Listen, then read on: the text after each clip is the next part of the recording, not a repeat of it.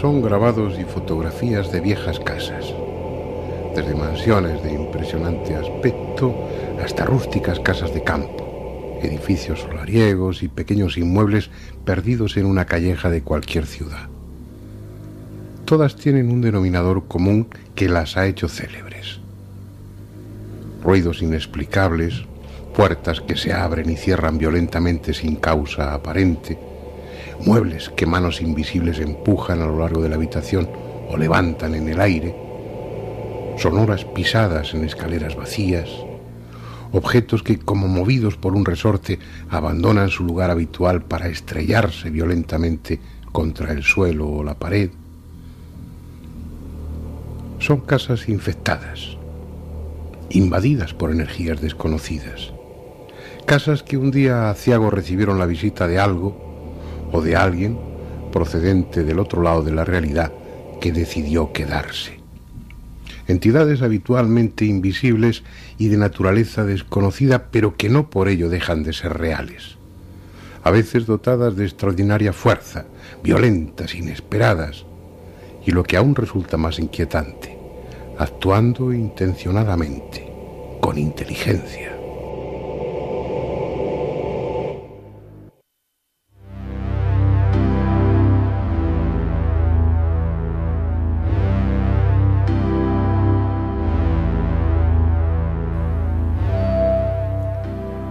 No son sucesos antiguos o lejanos, siguen produciéndose con igual o mayor frecuencia que antes, y a nuestro alrededor, en cualquier casa de la ciudad. Como esta, en una colonia de pequeños chalés de los años 50 en una céntrica zona de Madrid.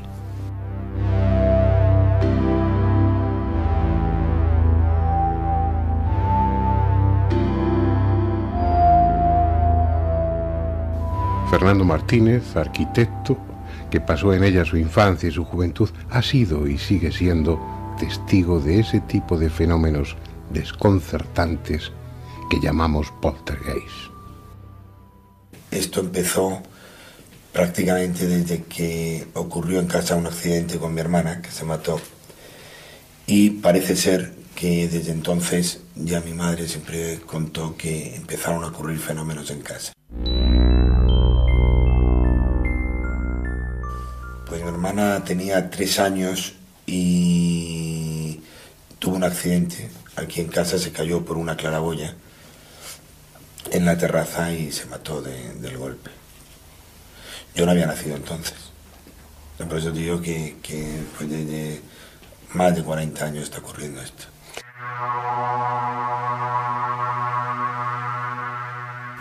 Pues mira, que venía yo del colegio y sacaba siempre al perro, nada más llegar por las tardes, y estaba mi madre pues aquí, donde estamos nosotros. Claro, esto estaba de otra manera, ¿no? Y me preguntó mi madre que qué tal en el cole y tal, y dije, pues mira, oye, he aprendido unas poesías.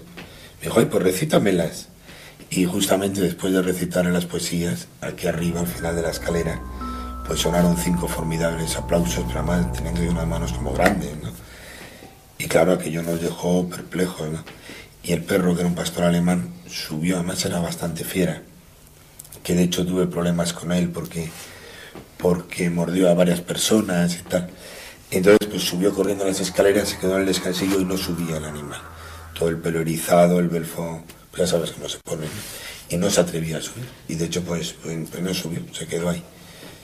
Y claro, mi madre y yo, que estábamos solos, pues la verdad que yo aquello lo recuerdo sobre todo al ver la cara de miedo de mi madre.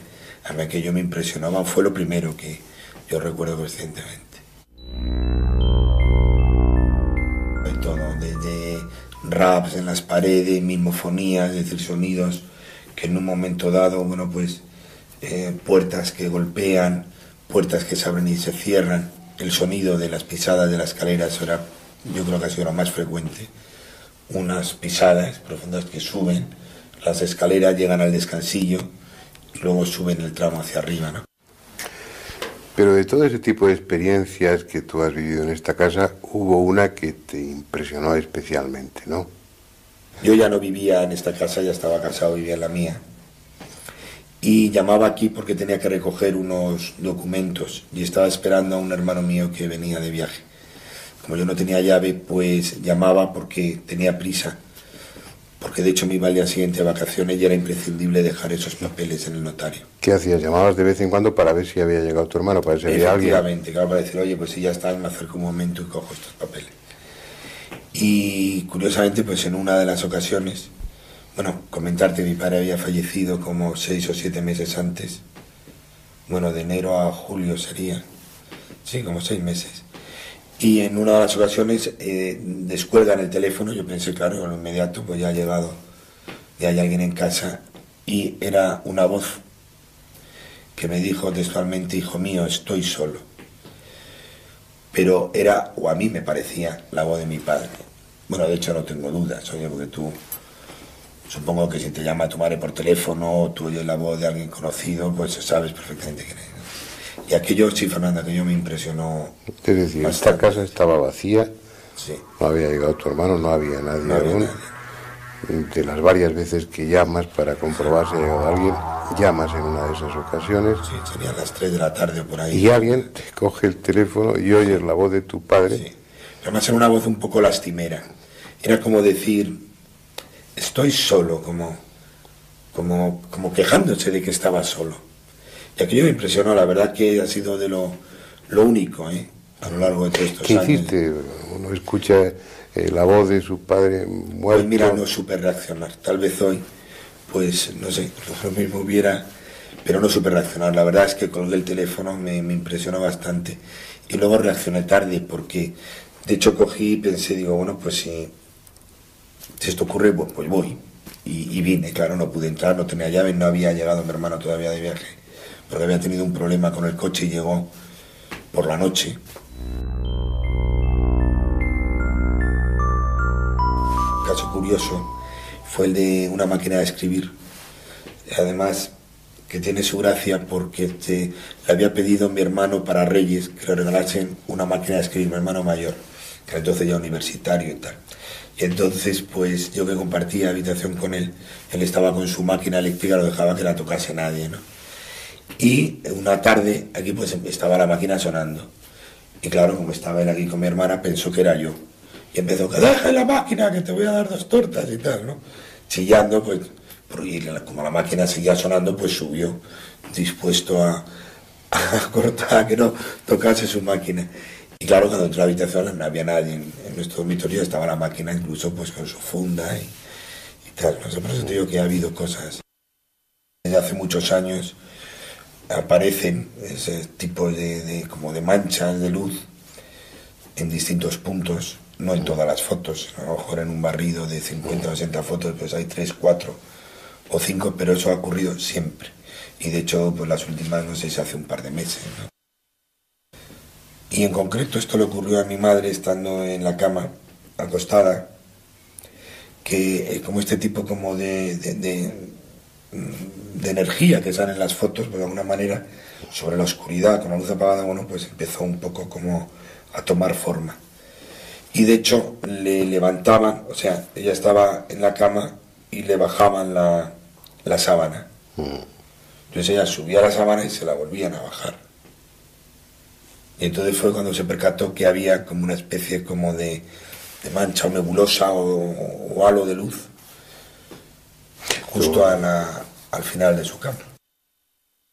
¿Y a eso se acostumbra uno? Pues sí, yo creo que sí, que te vas acostumbrando con los años, ¿no?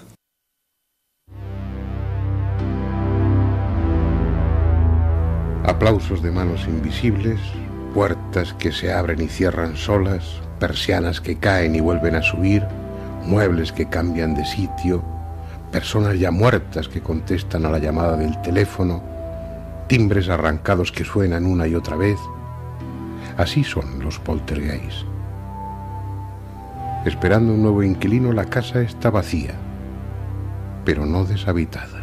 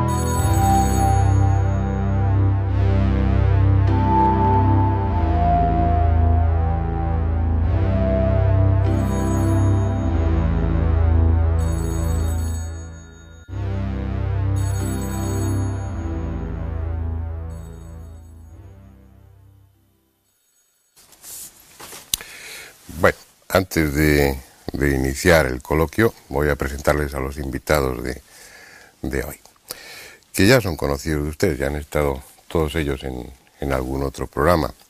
Juan Vallejo, Hola, colaborador de Canal Sur Radio y Televisión, colaborador también de la revista Enigmas, un investigador tenaz, experimentado, que ya ha vivido sus experiencias también con el poltergeist, ¿no? Sí, ya el campo donde me ha escrito y me ha investigado por ahora, sí. Ya has tenido experiencias. Y alguna vez me he llevado algunas sorpresas. Bueno, ya nos las contarás ahora. Lorenzo Fernández, director adjunto de la revista Enigmas, escritor, investigador, a pesar de ser joven lleva ya muchos años pateando las carreteras y... Unos pocos menos que tú, pero sí que voy a contar. Y yendo allí donde se produce lo insólito. También los fenómenos de poltergeist. Sí, para mí desde luego es que... investigado unos cuantos, ¿no? Sí, ahora parece ser que lo que está de moda el fenómeno ovni. Yo creo que el fenómeno poltergeist es algo más cercano y que es digno de investigar. Bien. Bueno, Pedro Amorowski, estuviste aquí cuando hablábamos de psicofonías. Tiene mucho que ver con poltergeist. Sin duda, claro. Pero bueno, tu caso de poltergeist has investigado mucho. Llevas 16 años investigando la transcomunicación. Claro. Las psicofonías y la psicoimagen, pero fundamentalmente a través de los sitios donde hay fenómenos de poltergeist, Evidentemente. ¿no? Bueno, no hace falta decir, ya lo dijimos en su momento, que eres uno de los expertos más reconocidos, que tu nombre ya internacionalmente tiene peso en el tema de la psicofonía sobre todo. Hacemos lo que se puede. Bueno, pero lo que se puede está bastante bien en tu caso, así que... Pues muchas gracias. Me atrevería a decir que dentro de los fenómenos que componen la parapsicología, los poltergeist o el poltergeist es sin duda el más interesante, el más inquietante, el más atractivo y el que más moviliza a los jóvenes investigadores. Bueno, ya iremos viendo a lo largo del coloquio en qué sentido nos inclinamos, si pensamos que estamos frente a un fenómeno sobrenatural o estamos frente a otro tipo de fenómeno que se pueda encajar dentro de lo conocido. Pero a mí me gustaría que empezarais contando experiencias. Tú Juan, acabas de publicar un artículo sobre un conservatorio en el que están pasando cosas, ¿no? Efectivamente.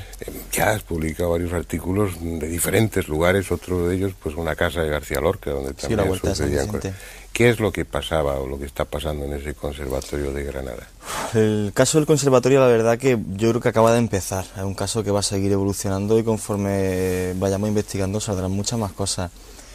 Todo comenzó por un equipo de Canal Sur que fue allí a grabar un techo del edificio que había caído y bueno, y varios trabajadores del edificio les comentaron pues bueno que habían tenido algunas experiencias desde hace ya varios años, sobre todo en el sótano, en la parte de abajo, un sitio que está lleno de galerías bastante grandes y hace ya casi 20 años, en el 78 79, según comentan, parece ser que bajaron un montón de muebles viejos que había en el edificio.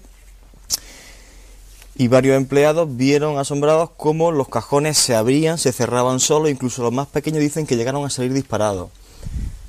Salieron corriendo por supuesto, dieron parte al antiguo director del edificio, que lo único que hizo fue decir que él también había tenido experiencia. En vez de decirles estáis locos, estáis chalados, que es lo típico, les confesó que había tenido experiencia. Concretamente habló con otros profesores del edificio y dicen que este señor, que ya falleció hace 2 años, comenta que cuando él se quedaba solo a dormir allí en el edificio para estudiar por la noche y tal, que oía un piano sonar solo. Entonces, bueno, dice que salía de la habitación, Andrea ya está asustado, salía de la habitación y él en un principio hablaba de Paquita, que era una profesora que había muerto. Entonces decía, venga Paquita, deja ya de dar la lata, no sé qué, en plan cariñoso.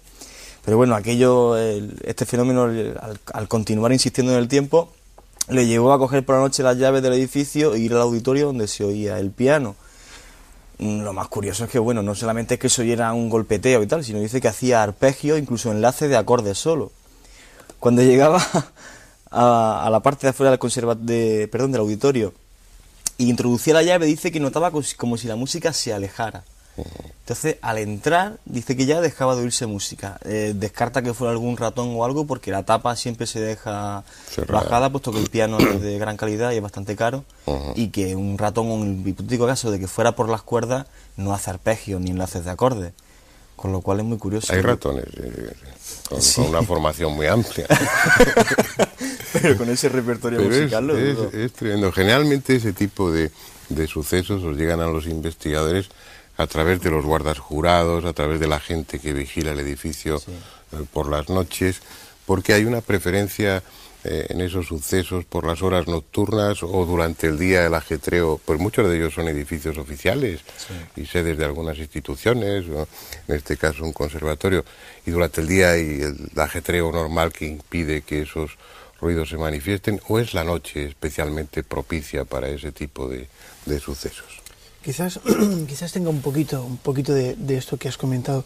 La noche es propicia porque, sin duda, yo soy de los que piensan que el fenómeno poltergeist, el 90% está provocado por la mente. Porque, pues, ¿Cómo el por la estado... mente? ¿Cómo se puede provocar por la mente? Bueno, Andrés, métete con él. quizás- ¿Cómo puede? Déjame que le oiga. Quizás el- Paquita. La maestra Paquita. El estado alterado de conciencia, sabemos que, pues, en ocasiones, según los psicólogos, bueno, pues despierta una serie de potenciales mentales que al fin y al cabo desembocan en movimientos extraños de cosas, como se han producido y se tienen evidencias o testimonios, ¿no? Y parece ser que es esto. Por eso yo creo que generalmente cuando un investigador o una persona coge, en mi caso es un magnetofón para intentar grabar una psicofonía, o simplemente coge una cámara para ir a hacer unas fotografías a un cementerio abandonado, a una casa donde dicen que han ocurrido cosas extrañas, pues entonces es cuando le pasa, ¿no? Una persona que vaya allí tranquilamente, pues no sé, de visita a mitad del día o algo, pues posiblemente no le ocurra nada. ¿Por qué ocurre esto? Quizás el estado mental, la predisposición que tiene la persona a que le ocurra la noche, favorece sin duda a que esto se produzca. Vamos a ver, el poltergeist es, primero, porque se llama poltergeist. Una palabra que ¿Explica? significa duende juguetón o Duende duende travieso, juguetón, una palabra espíritu alemana. travieso. No tiene nada que ver con los fantasmas, en principio. Sí. Es decir, ¿se ve algún fantasma en los casos de poltergeist? Sí. Realmente puede está ver, asociado. Supuestamente sí. Yo tengo un caso, por ejemplo, de la Cruz Roja en Granada, donde sí, incluso el caso de una persona reconocida después de muerta. Hay una fotografía que había de ella en el inmueble y varios de los chicos que los vieron luego lo reconocieron en la fotografía, el comandante Ballesteros. Además fue curioso porque fue una sesión de Ouija que montaron en el hall del edificio. Había unas 6, 7 personas, ya hablé con varios de ellos. Y bueno, luego contaré una anécdota de aquella entrevista que la verdad que me dejó chocado. Y esta gente, bueno, pues comenta que están haciendo Ouija porque había muerto un compañero suyo. Sí, es Y provocar, ¿no? Sí, y ella estaba haciendo Ouija intentando comunicarse con él y de repente pues dicen que entra un señor vestido de verde. Lo del vestido de verde es muy importante porque luego otra gente comenta que había visto otro señor vestido de verde en el edificio. Entonces entra el señor, se les queda mirando, estos se asustan porque no por la Ouija y tal, sino porque no tenían permiso de la dirección para hacer esas cosas allí por la noche, como es normal. Y entonces el señor les dice, no, tranquilos, que es que yo hace muchos años estuve aquí y quiero ver el edificio, ¿me importa que lo vea? Y bueno, le dicen, vale, pase usted. Total, cuando pasa y coge la escalera hacia arriba, dice la gente, bueno, y si el tipo este hace alguna barbaridad o algo, luego nos comemos nosotros toda la historia. Coge, suben para arriba, suben para abajo, el señor no está en ningún lado, todo cerrado y punto. Luego otra gente, lo curioso es que describe la misma persona, un señor vestido de verde, que coincide con aquella foto. La anécdota que te quería contar, que es que me hizo gracia, cuando uno de los chavales con los que yo estaba era de raza gitana, y sabes cómo son los gitanos para el tema este, toda la cultura tan rica y tan preciosa que tienen. Y yo me acuerdo que me agarró del brazo y me dice, Juan, que yo lo vi y te lo juro por la tumba de mi padre. Yo me quedé y digo, vale, Manolo, Eso es absolutamente... no te digo, es cierto, yo me lo creo, es cierto, ¿no? Pero una cosa es lo que os cuentan, bueno, y además, pues me imagino que en la mayoría o en muchas de las ocasiones no hay razón alguna para dudar de esos testimonios porque están contrastados con otros sí, hay varios. y a ese nivel pues sois más que cautos, ¿no? Supongo que se os puede engañar como a todos, pero es más difícil que se os engañe a vosotros que a Andrés o a mí, por ejemplo, ¿no? Pero vosotros mismos habéis ido testigos de sucesos en esos lugares? Pues mira, yo te puedo contar que no he llegado a ser testigo, pero sí he estado pues donde supuestamente se estaba viendo algo extraño, o una silueta que identificaban de aproximadamente 2,5 metros, se encontraba al otro lado de la puerta y yo estaba justo en el otro extremo. 2,5 metros de alto. Sí. Esto, fíjate, esto fue una iniciativa que pusimos en marcha en la revista Enigmas, fue hacer una recopilación con los casos en edificios oficiales. Y curiosamente, donde pensábamos publicar un solo reportaje, de repente nos vimos desbordados con una cantidad de lugares en toda la geografía española impresionante. Los espíritus tienen un alma burocrática. Pues es posible, o a lo mejor no hacen distinción, ¿no? Yo creo que la razón, posiblemente, perdón, te interrumpo, Lorenzo, es que muchos de esos edificios oficiales se han instalado sobre edificios antiguos que han sido palacios, o que han sido hospitales, o que han sido hospederías, ¿no? Perdona, sigue. En este caso, estoy hablando de la Facultad de Derecho de Córdoba. Nos desplazamos allí, estaba uno de los catedráticos de Derecho, nos estaba esperando, una persona muy escéptica. De hecho, cuando llegamos con todo el equipo que desplazamos al lugar, pues nos miraba diciendo, estos locos, a ver qué vienen a hacer. Te puedo asegurar, fíjate cómo transcurriría la noche, que al final el catedrático estaba con un péndulo buscando algo, del miedo que tenía en el cuerpo. Bueno, la noche fue verdaderamente, pues no te voy a decir que terrible, pero sí para salir corriendo. Era un edificio antiguo, había sido había una zona que era el claustro del siglo XVI, en un pasillo que accedía al claustro estaban enterrados los antiguos monjes que vivían allí, y la verdad es que el sitio ya de por sí, cuando cae la noche, con los árboles, los naranjos llenos de pájaros, con los ruiditos que hacen, en fin, es bastante siniestro, ¿no? Y yo recuerdo que en ese momento uno de los miembros que venía con nosotros del equipo, un técnico de IBM, una persona escéptica donde las haya, no cree nada a no ser que no lo vea, pues ese día rompió todos sus esquemas, porque en compañía de otra persona que acababa de conocer, una investigadora de Madrid, se desplazaron a ese claustro donde había una grabadora, es la técnica que utilizan ellos, cogen una grabadora, un circuito cerrado de televisión, de tal modo que tú en un monitor estás constantemente viendo esa grabadora para que nadie la manipule. En el momento en el que van a cambiar la cinta magnetofónica, pues se quedan mirando extrañados porque de repente los pájaros callan y remontan el vuelo, ¿no? Miran hacia arriba y se ven en la segunda planta una sombra, una silueta de aproximadamente 2 metros, ya te digo, 2,5 metros, la identificaron, que estaba justo al lado de lo que era la morgue del edificio, porque también había sido un hospital durante la guerra. En ese momento yo estaba bajando por el otro extremo del edificio, las escaleras, y oí un grito. Ahí me llamó la atención, un grito a estas horas de la noche, pero bueno, puede ser de la calle. Y en ese momento estas cosas que se te cruzan por la cabeza, ver la puerta al fondo y decir, bueno, pues ¿qué hago? ¿Voy por allí o simplemente pues por ahorrar energía y espacio me bajo por las escaleras? Menos mal que me bajé por las escaleras, porque si abro la puerta me encuentro con aquello. Estas dos personas dibujaron lo mismo, yo nada más enterarme de lo que había pasado, les hice que me dibujaran por separado sin que ellos lo supieran, lo que habían visto, exactamente lo mismo. Y en ese momento, Fernando, en el disco duro del ordenador aparece una grabación psicofónica. Una grabación que en un sentido venía a decir algo así como amar es azar, una cosa que no tenía ningún sentido, pero al invertir el sentido de la cinta magnetofónica, pues lo clásico que se hace con los discos de rock heavy, ¿no? Que se dice que si los inviertes tiene mensajes satánicos. Pues exactamente igual, se dio la vuelta y salió una voz de una anciana verdaderamente desagradable que decía algo tal que así: os voy a matar a todos. Joder. Y eso a las 3 de la mañana. Pero tú manifiestas públicamente que eres impresionable. Sí, pero no, yo recuerdo cuando Lorenzo llegó a la redacción, después de haber pasado esa noche, de haber escuchado esa grabación, no venía precisamente alegre. También es andaluz, y lo de la muerte. Sí, y bueno, pues, eso hay que tocar madera siempre. Es el morbo. Pero ¿cómo va a ser el morbo? Yo no sé cuántos programas llevamos, 10, 11 o 12, y estamos rodeados. Es decir, cuando no te sale un pitufo, te sale un fantasma. Cuando no es un fantasma, te sale un extraterrestre. Cuando no es una aparición mariana, chico, es que no estamos nada tranquilos en este mundo. Sí, es que esta realidad es muy compleja. Este programa se llama La Otra Realidad, pero en realidad no es la otra. Pero en el caso... Es una parte de claro, esta. pero en el caso que habéis contado, es que se da todo. En lo de la Facultad de Derecho que estabas diciendo, es decir, ocurre el poltergeist, la fantasma, psicofonía, psicoimagen, o sea, no le falta detalle. En una noche de esas ha reunido todo lo que... Sí, pues te digo más, es que yo incluso cuando me contaban estas personas que son de total confianza, es que te vuelvo a repetir que no creen en nada como no lo vean, y esa noche supuso para ellos trastocar pues toda una vida de investigación, ¿no? Claro, claro. O sea, pues, aún así, yo no me lo creía, yo tenía mis dudas, decía, además me pegaba cabezazos contra las paredes de decir, ¿por qué no habré abierto la puerta?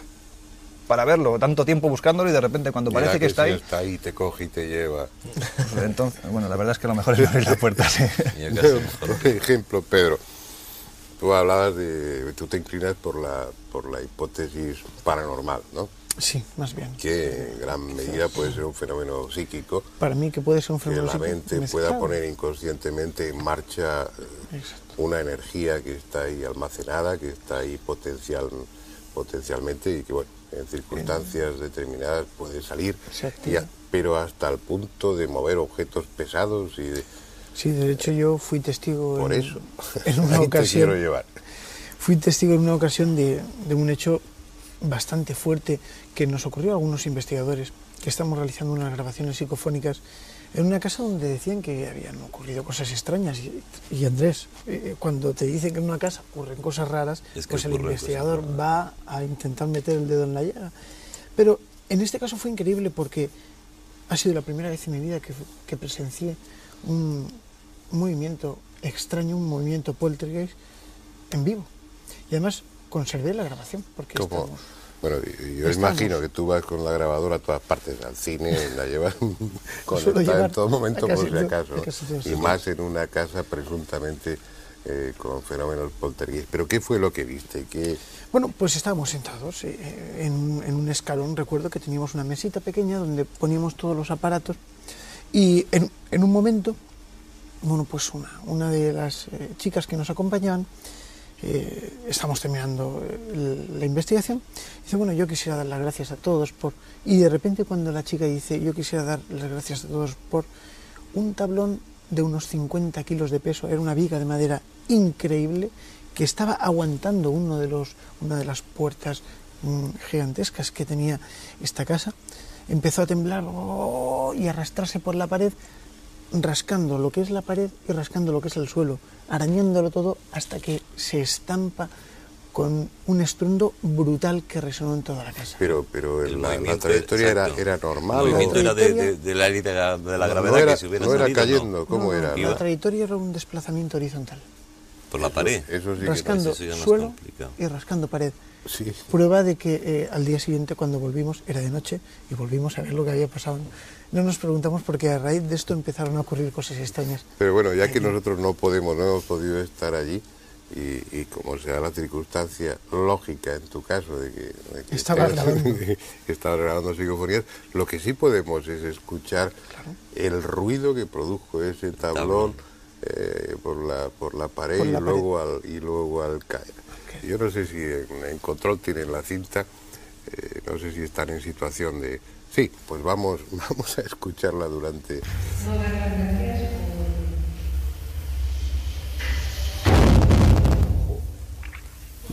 Caramba. Cuando pasa eso, ¿qué hace uno? ¿Echa a correr? Bueno, pues nos quedamos todos en silencio, completamente en silencio.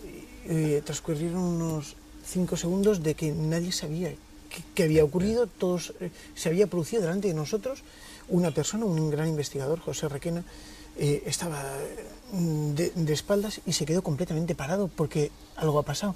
Y el que lo vio todo, saltar el polvo por allí y tal, bueno, pues nos quedamos parados. Pero insistimos, Andrés y yo, el tablón que estaba apoyado en la pared no es que se cayera así, sino que No, se recorrió... Arañando suelo y arañando pared. El tablón estaba... El Algo tablón estaba, la físicamente- pared estaba así, hizo así. físicamente imposible si alguien no lo empuja. El tablón estaba así y se desplazó completamente. Y luego fue cuando cayó, cuando se oye el ruido grande. ¿Y la chica cómo reacciona? La dueña de la casa, la que se Bueno, estaba dando las se gracias. murió. No. No, En este estaríamos caso- como diciendo normal o cómo es eso. En este caso esta casa estaba deshabitada desde hacía ya un tiempo, ¿no? Pero No me extraña.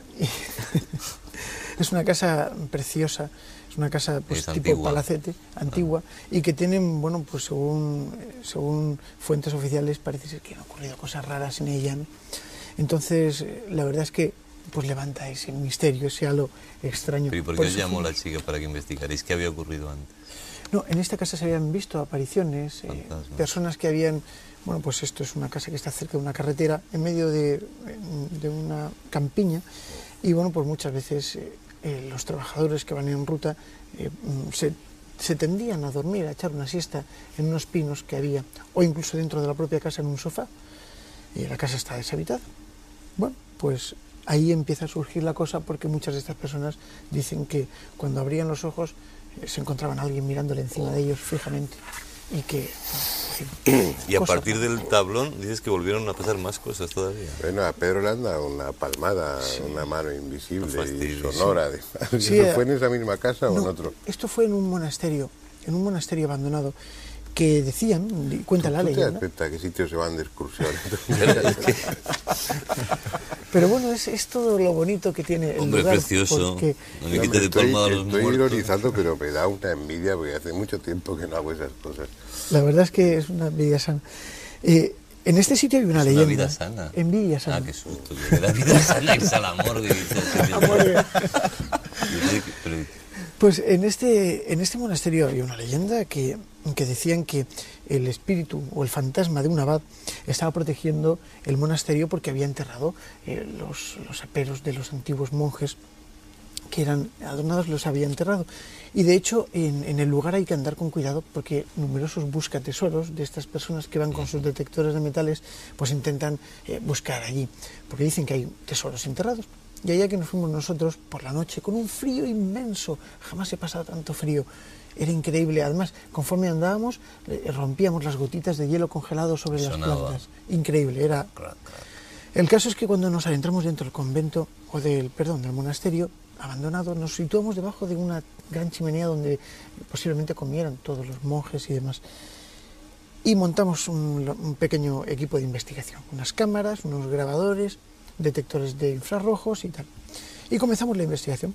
Después de haberse producido una cosa increíble que contaré en otro programa quizás. ¿Por qué? Bueno, pues lo cuento. Cuéntalo brevemente, hijo.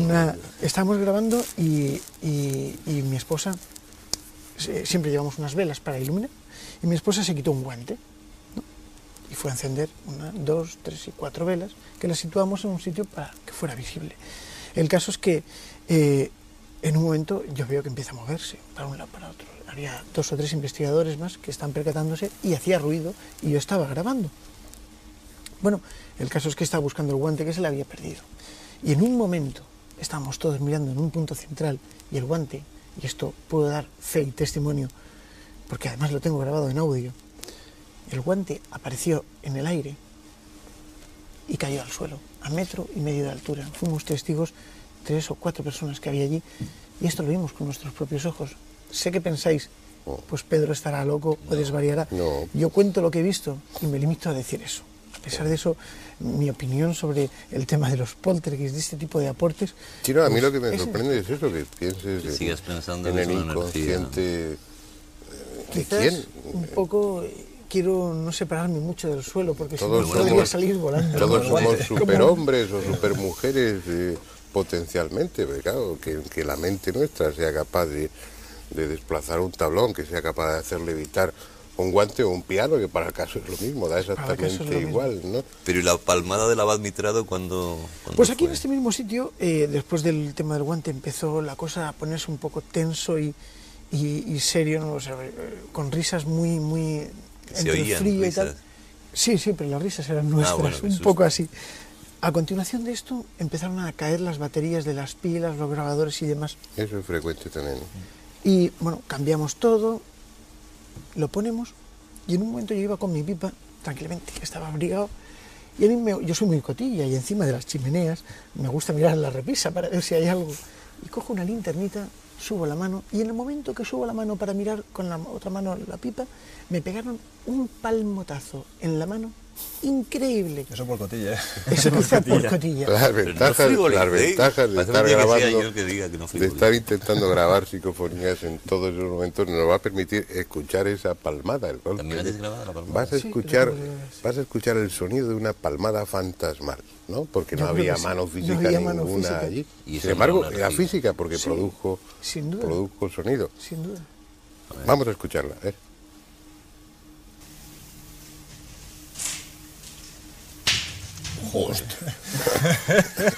Eso no es una... No, eso no falla. Es que ¿Y qué es lo que dices después? bueno, después, prefiero no decirlo porque es un pequeño taco, ¿no? No, El caso es que me quedé asombrado. Digo, joder, ¿y me han todos los pegado tíos una compañeros y paliza. tu mujer vieron que la mano se te movía o...? Yo iba así y ¡pam! Y Hacia abajo fue. de hecho, se me fue todo hacia abajo. Entonces me miraron, ¿qué ha pasado? Ostras, me han pegado un palmotazo en la mano. Pero bueno, ¿y no salís huyendo de ahí? Nos fuimos. Por lo menos cuando queda un punto de sensatez. Yo creo que al revés, que cuando estás metido en el ajo y cuando ¿Qué estás puede ser, ahí, Juan? es cuando más ganas tienes de quedarte y de ver qué es lo que está pasando. Yo, por ejemplo, pensaba como Pedro que posiblemente la mente humana era responsable de producir todo este tipo de fenómenos. Hasta que un par de experiencias que tuve, no sé, ahora prefiero no pensar, o sea, como dice Pedro, hay que tener los pies en el suelo, pero por lo que viví, sobre todo lo que me pasó en la casa de la Huerta de San Vicente, la residencia de verano de Federico García Lorca, fue la primera vez que yo vi un fenómeno poltergeist y aquello me impresionó. Además fue por casualidad, yo iba un día con el perro por el parque, conocí a un guardia jurado y me comenta que en la casa oyen ruido en el piso de arriba como si arrastraran muebles y subiera alguien corriendo. Y que algunas veces alguien aporreaba el piano, si era un par de golpes en el piano y en la guitarra que había al lado. Paquita. Y no era Paquita, Paquita está en el Paquita conservatorio. estaba en Granada. Paquita ahora se llama Pedro, que luego lo comentaré por una psicofonía que saqué el otro día. Total, que quedo con este señor para meterme una noche, allí en la casa museo. Qué gana. Me meto en la casa y yo, bueno, digamos que iba escéptico porque nunca había visto un fenómeno poltergeist y un señor que conocía de haber hablado con él 15 minutos, yo no sé si el tío este estaba como las maracas de Machín o qué es lo que ocurre aquí. Total, me fui también con otro compañero, estamos allí los tres, empezamos a dar vueltas por la casa y yo había leído en los libros de parapsicología que había alteraciones electromagnéticas en donde ocurren fenómenos poltergeist y se me ocurrió llevar una brújula, una pequeña brújula. Empiezo a deambular por la casa de un lado hacia otro y de repente llevo la brújula en la mano y veo que se vuelve loca, que empieza a dar vueltas, con el guardia jurado al lado, con otro compañero, y justo delante del cuadro de Federico. Aquello me dejó a cuadro, digo, bueno, estaré un poco loco yo también, estoy nervioso, tal. Seguimos dando vueltas y ocurrió lo mismo, justo al lado del piano y encima de una mesita que hay en el salón comedor. O sea, pero entre esos sitios la brújula señalaba al norte, volvía a... No, giraba. Giraba. Giraba, daba vueltas. O sea, no es que marcara norte y sur, sino que daba vueltas. Giraba todo el rato. Tanto en frente del cuadro de Federico, como al lado del piano, como encima de la mesita del salón comedor de la casa. Ajá. Aquello me dejó un poco a cuadro, sigo por la casa dando vueltas y en esto se oye un clac. Y el jurado me dice: la alacena de la cocina. Vamos abajo a la cocina y efectivamente la alacena se había abierto, pero hubo una cosa que me chocó mucho. Y es que las dos puertas, la de la izquierda estaba con los pestillos echados, la de la derecha se había abierto, pero la cerradura seguía echada. O sea, como si alguien la hubiera abierto y lo hubiera vuelto a cerrar. O sea, que una foto incluso que se publicó de aquello.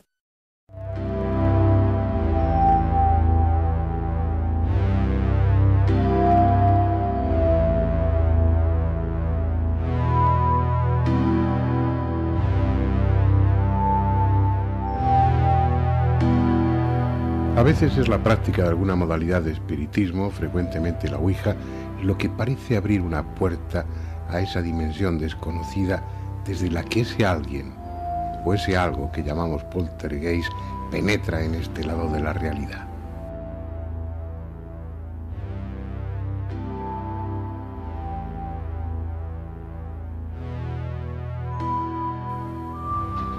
Eso es lo que sucedió en un chalet a las afueras de Albalate de Zorita, en la provincia de Guadalajara.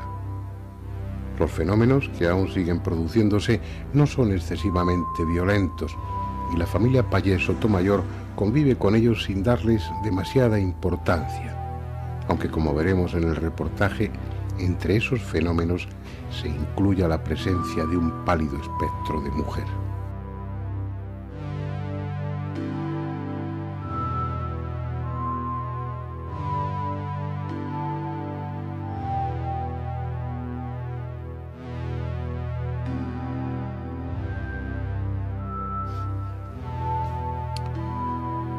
Estuvimos charlando con Pilar Pallés, una de las hijas. Ella y su hermana Paz parecen ser las que más directamente sufren los efectos del presunto poltergeist. Aún así, tratan de acostumbrarse a los fenómenos en ocasiones sobrecogedores y hacer su vida como si nada sucediese. Todo comenzó tras realizar unas sesiones de espiritismo en el salón principal de la casa.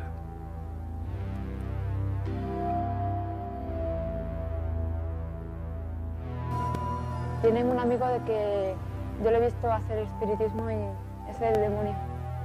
Se le mete el demonio dentro que reacciona como el demonio. Ha intentado matar a mi hermano y a los amigos. De madrugada también está durmiendo y escuchar la sierra de afilar y escucharse como su sonido, como si estuviese encendida. Sí, bajó mi hermana, pero no llegó a tocarla ni nada. Se debió de quedar en la puerta y al ver que estaba apagada, pues... Una temporada que veníamos muy poco y se notaban cambios de subida de consumo de luz a la temporada que solemos venir, ¿no? Era más cara la factura que cuando veníamos y estábamos aquí. Mi hermana estaba leyendo una revista, estaba mirando una revista y yo ya estaba durmiendo. Y salía como una mujer del ropero, alta, rubia, con el pelo largo y iba de blanco.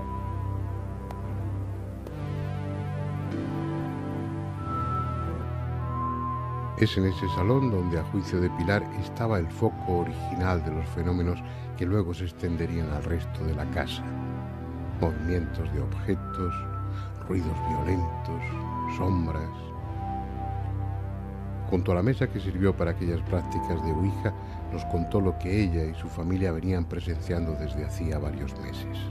¿Qué es lo que? Aquí hacían la Ouija, siempre han hecho la Ouija. Se escuchan arriba las puertas, moverse las puertas y vamos, y las luces y eso hemos visto encendidas y llegar aquí y estar apagadas. Se escuchaban cadenas arrastrarse y una moto. Y vamos, esa cinta desapareció, no se sabe dónde está. No muy lejos de la casa se encuentran los restos de una villa que fue abandonada años atrás sin que las razones hayan quedado claras. Aislada, en un progresivo deterioro, ha sido escenario para todo tipo de prácticas, muchas de ellas también de espiritismo. Ahora son pocos los que se atreven a visitarla. Aseguran que la recorren extrañas luces y que se siente la presencia de algo ominoso. Incluso hay testigos que afirman haber visto cómo algunos de los objetos por allí esparcidos se desplazaban por el aire. Probablemente exageraciones, pero no faltan quienes relacionan estos fenómenos con los de la casa de los Pallés Sotomayor. En cualquier caso, tengan o no su origen en las ruinosas paredes de chalet abandonado, en la Villa 6 y Pico, los sucesos no se han limitado a ruidos, pisadas u objetos levitando. En la planta superior, donde las hermanas tienen su dormitorio, una figura fantasmal de mujer salió del armario, abalanzándose sobre la cama de una de ellas. En esta habitación, mi hermana lo que vio y escuchó fue que estaba aquí acostada leyendo una revista y lo que vio fue cómo se abrían las puertas del armario, cómo salía una mujer de las puertas del armario y era una mujer alta, rubia, con el pelo largo, iba de blanco y se le acercaba a la cama y le hacía así, con una especie de velo, de manto, le hacía así por encima y mi hermana reaccionó así, tapándose.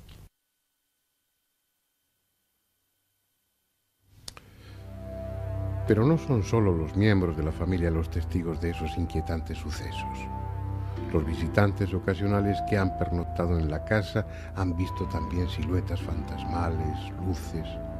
Esther López, una joven vecina que ha presenciado alguno de los fenómenos, no está dispuesta precisamente a volver a pasar la noche allí.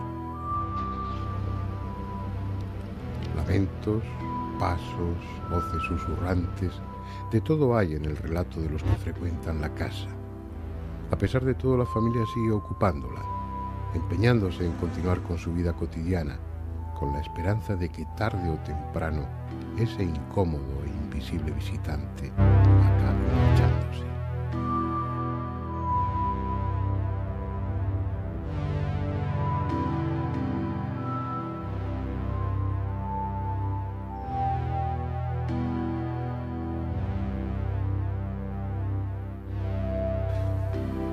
En ocasiones los sucesos extraordinarios se producen de forma aislada, en una única ocasión, y su protagonista lo conserva en secreto, por miedo a que no le crean o porque considera que es algo íntimo que a nadie más importa.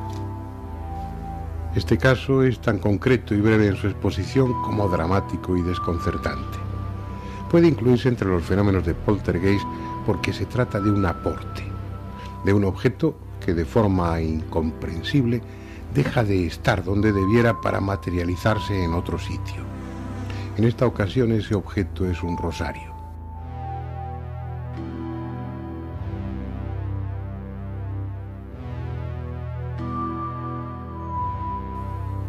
Debiera estar en este nicho del cementerio de Arnedo, dentro del ataúd que contiene el cuerpo de doña Julia Hernández, muerta el 19 de diciembre de 1996.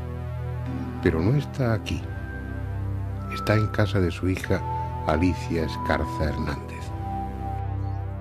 Bueno, pues mi madre ingresó, le dio un paro cardíaco, la metieron en la UBI y estuvimos ahí entrando a visitarla. De hecho, un rosario me dio una amiga, una tal amiga Juli, muy especial para mí. Venía de Lourdes y me dijo que esto iba a ayudar mucho a mi madre. Yo se lo coloqué en la cabecera de la cama. Al principio no me dejaban entrar a ponérselo, se lo puso una enfermera. Luego, cuando entré, le enseñé a mi madre el rosario, que lo tocase, se lo puse en la mano, hablaba con ella, le decía que ese rosario le iba a ayudar mucho.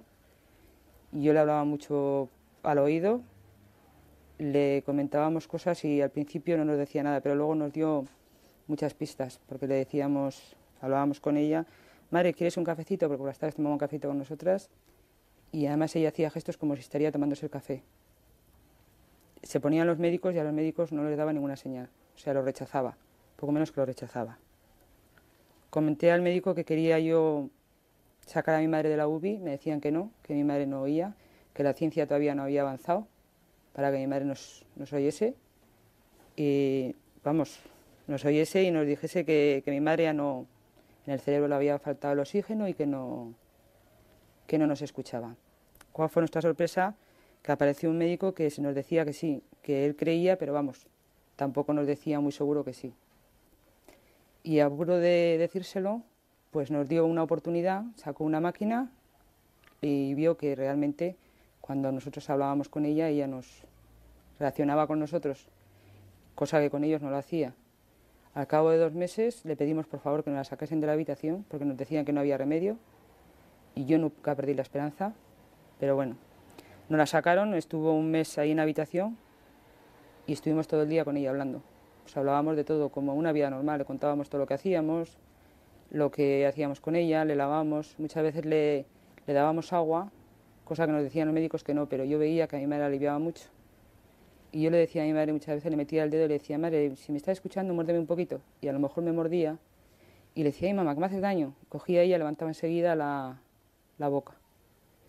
Y muchas veces para mí se reía, nos hacía gestos como que se reía. Y de hecho las enfermeras estaban locas con nosotras, porque se quedaban además escuchando y dicen, nos da gusto estar con vosotras. Dice, de la manera que estáis con la madre, que no la habían visto nunca, la relación que teníamos con la madre. Y bueno, fue ocurriendo, 1 mes estuvo en la habitación. Y después ya llegó un día, que fue que yo ese día no iba a ir, pero aún subí y justo cuando vino mis hermanas me bajé a tomarme un café y aún estaba sin tomarme el café, bajaron a llamarme y justo cuando subí estaba expirando. Le pregunté a mi hermana cómo había sido, porque yo la había dejado bien. Y mi hermana se echó a llorar y me dijo, justo ha empezado como a llorar y yo empezaba a nombrarle los nombres, pues que está aquí Lali, está pues, todos los hermanos. Ella empezó a abrir los ojos y empezó a buscarnos a todos los hijos, cosa que en 3 meses no había meneado la cabeza. Empezó a buscar a los hijos y empezó a llorar como un niño, fuerte. Y ahí se quedó. Y ahí le pedí yo más que por favor, que como no había aguantado un día más, que era el santo de su nieto. Pedí que me la dejasen traer a casa, no me dejaron. Pedí que la vistiesen con una túnica blanca. Y al día del entierro, justo cuando estábamos en el cementerio, le pedí a mi hermano que por favor me había prometido que vería a mi madre el último día, antes de meterla en el nicho, que me dejase verla. Y me dijo mi hermano que sí, me lo había prometido y me dejaba. Y fuimos a abrirlo y estaba un sobrino allí, estábamos los hijos alrededor de la caja. Me fui a cacharme y vi que mi sobrino me dice, tía, le voy a echar esto a la abuela. Le digo, bien. Y le dije, y yo, esto. ¿No vieron el qué? Y me dijo después mi sobrino, ¿qué has echado? Le digo, un rosario. Y en eso se me cerró la caja, se metió en el nicho ¿Y cuál fue mi sorpresa? Pues que a los 3 o 4 meses me lo encontré en la mesilla.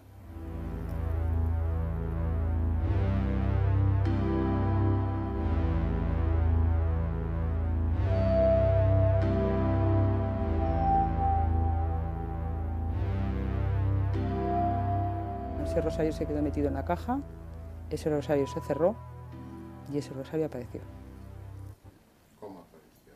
En la mesilla de la habitación, cuando yo fui a recogerlo, a recoger la mesilla, estaba entre la ropa y las cartillas de los chiquillos.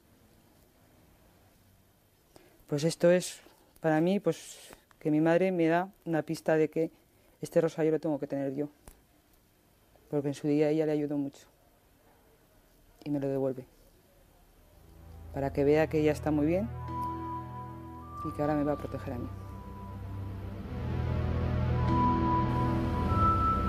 Para algunos, los fenómenos de poltergeist no son más que una muestra de las extraordinarias capacidades de nuestra mente. Para la mayoría, su origen no está en este mundo de los vivos, sino en el otro, en el de los muertos. Si es así, cada uno de nosotros podrá comprobarlo en su momento.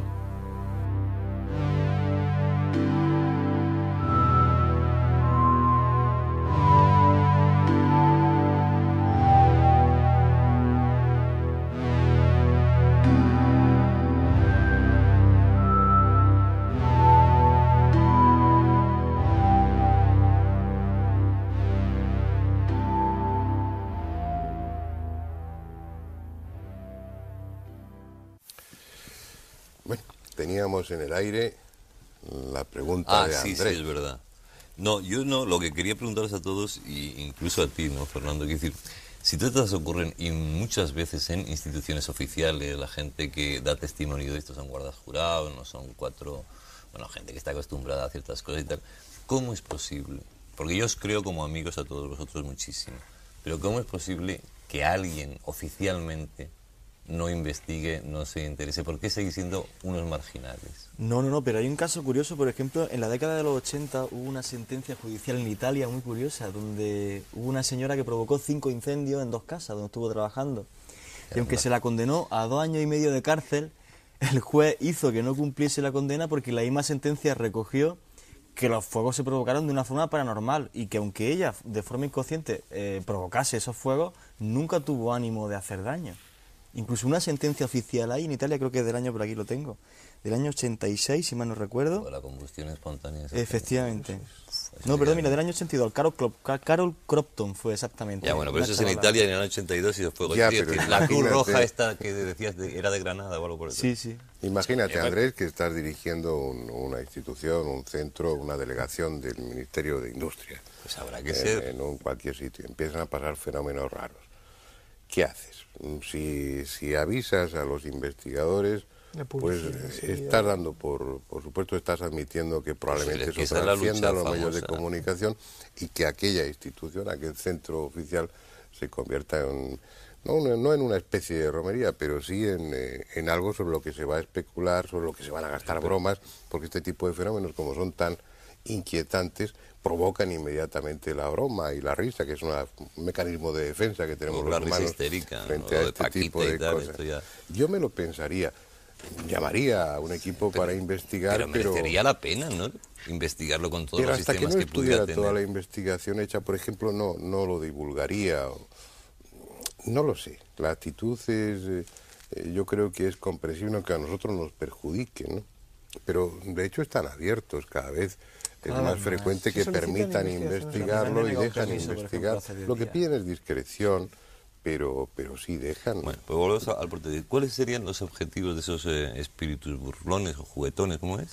Es decir, el hecho de que salga un cajón volando por un lado, que se atraviese una manzana... Suponiendo que realmente se trate de eso, de espíritus burlones, pues el propósito no lo sé, pero mala leche tienen de sobra. Fíjate, no sé, sí. Te digo por qué, porque yo en el tiempo que estuve investigando el año pasado, digamos que me centré en el fenómeno poltergeist más por el aspecto sociológico que puede conllevar. Nos estamos metiendo en la casa de las personas, que es quizá el aspecto más íntimo de uno. y si ahí se produce la agresión, ya puede ser terrorífico. Y yo recuerdo concretamente 2 casos, no es por parecer, no el abuelo Cebolleta, es más bien el nieto Cebolleta, pero es que quizás no, el mejor modo de ilustrarlo son los casos, ¿no? 2 casos concretamente, uno en La Rioja Baja, en Calahorra, una familia, pues, viven con su hija, Ana López, tenía 22 años en aquel momento, y la chavala se levantaba por la mañana en una escalera, porque tenía unos peldaños aproximadamente de 30 centímetros, muy altos, totalmente rígida sobre esos peldaños y con el cuerpo lleno de moratones. Vuelvo a repetir, si es la mente, tenemos un enemigo muy malo dentro, porque este tipo de agresiones yo creo que son bastante duras. Esta chica, aparte de eso, que yo creo que ya de por sí es bastante fuerte, decía que al pie de la cama veía una serie de entes, de personas vestidas de blanco, de diferentes alturas, que iban desde los 75 centímetros hasta el 1,70 m, y que se le aproximaban. Estaban allí al pie de la cama, estamos hablando de la alcoba, y esta chica cuando abría los ojos lo veía ahí. ¿Pero era ella sola o hubo otros testigos? A eso es a lo que voy, Fernando. Si se tratara solo de gente de la familia, puedes pensar en una sugestión provocada por lo que está viendo esa chica, o por lo que supuestamente está viendo esta chica. Pero cuando ya llegan a un límite en el que no pueden seguir habitando esa casa, pues porque realmente lo están pasando mal, esa casa se acaba convirtiendo en un punto de reunión para la chica esta y los amigos. De tal modo que allí solo queda pues un sofá, un sillón, en fin, pues lo típico para hacer una fiesta. Y en una ocasión en la que uno de los amigos iba con su novia, la chica esta también iba con su novio, en un momento determinado los amigos no sabían absolutamente nada de lo que había ocurrido en esa casa. Empiezan a oír cómo de la escalera, era un edificio de 3 plantas, el salón estaba en la segunda planta, y empiezan a percibir cómo de la escalera que da acceso a ese salón y que da justo a la entrada de la calle, empiezan a oír un sonido como de un cuerpo, ellos sí pensaron que podía ser robusto por la forma como se arrastraba contra la pared, cómo iba rozando. En ese momento el chaval, que no tenía ni idea de lo que había pasado allí, empezó a llamar a su amigo, a Félix. Empezó, Félix. Félix no le respondía, Félix estaba en la planta de arriba. Bueno, pues él pensó que se trataba de una broma. Fíjate lo que ocurre cuando de repente ya esos pasos cesan, quiere decir que ya ha llegado, lo que sea, ha llegado a la planta donde ellos se encuentran, y justo en la única puerta de salida de esa estancia aparece una sombra robusta de 1,80 m, y lo que identifican en su mano con la luz que entra desde la calle a las 12:30 de la noche es un cuchillo de 30 centímetros de hoja. Yo solo quiero deciros que os pongáis en la situación de ver cómo ese chaval... Pero ¿cómo se resolvió eso? ¿Qué pasó? Pues ese chaval con su novia empezó, obviamente, imagínate, a gritar. Aquella sombra siguió hacia la estancia superior donde se encontraba... El cuchillo era material. Sí, se veía. Ellos identificaban perfectamente el brillo de la hoja. En la hoja. Bueno, pues salieron corriendo hacia abajo y justo cuando llegan abajo, los amigos que estaban en la planta de arriba llegan detrás. ¿Qué pasa? ¿Habéis visto lo que...? No hemos visto nada. Y en el momento en el que este chaval, el que había visto la sombra con el cuchillo, está en la puerta de la casa, de que da a la calle, en ese momento dice que nota como algo muy fuerte detrás le empuja de tal modo que va para la mitad de la calle. Ante imaginaros la sorpresa de los... O sea, que sale él disparado solo. Salió disparado, vamos. Casi como si los demás, ¡pum! Casi como si hubiera salido levitando. Es frecuente ese tipo de agresiones, tal como la que tú recibiste, como la que tú comentas, y muchas veces había una casa, la casa de Gavia, no sé si conocisteis. El niño de Gavia, yo le iba a decir el caso de Diputación, porque sí... Ese caso donde un pintor, además, bueno, tuvo múltiples fracturas en esa casa, pues, alguien invisible, no había nadie, los amigos estaban abajo, en la planta de abajo, pues le empujó, cayó por las escaleras, y el empujón fue violento también. Es decir, esto se quedan en la casa, no son los personajes que la habitan, sino la casa misma la que provoca estos fenómenos. En esta ocasión era la casa. Tú te cambias de casa y en esa nueva casa ya no te pasa nada. O sí. Quizás déjame alguna salida. Es el producto de que vaya Andrés, precisamente. Yo no pienso que sea todo el producto de la mente. Pienso que el producto de la mente, sin duda, tiene mucho que ver. Prácticamente un 90%. Si me permites, Pedro, pero un 10% para mí está causado por eso extraño, eso desconocido, esa energía a la que Fernando hacía alusión. Un pequeño matiz que se me había olvidado en este caso es que, como en tantos casos de poltergeist, había un antecedente. En esa casa habían realizado prácticas espiritistas de Ouija, pues el célebre mal llamado juego, con el que Fernando no está nunca de acuerdo conmigo, pero en esta ocasión se había me parece peligrosísimo. A mí me parece... A pesar de que a Fernando no. Sí, quería comentar que la Diputación, por mi experiencia y por si recurre a los libros de parapsicología, ves que en un 80% de los casos realmente el fenómeno obedece al espíritu de la palabra, o sea, duende juguetón, y no quieren hacer nada o no aparecen connotaciones negativas ni de agresiones. Amplio.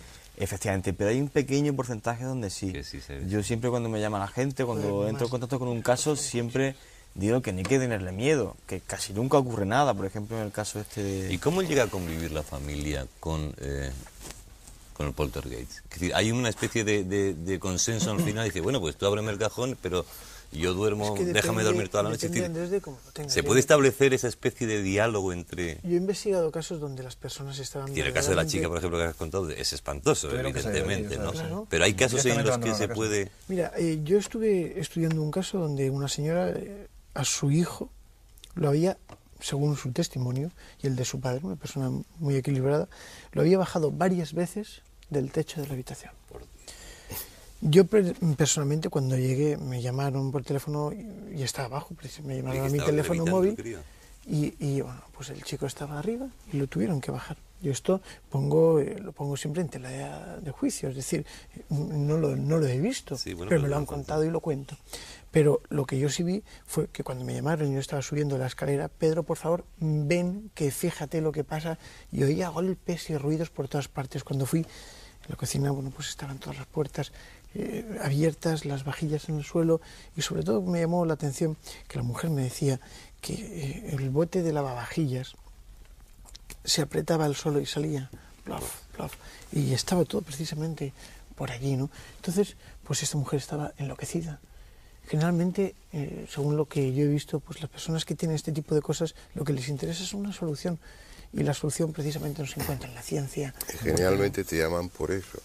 Te llaman porque ya no saben a quién recurrir.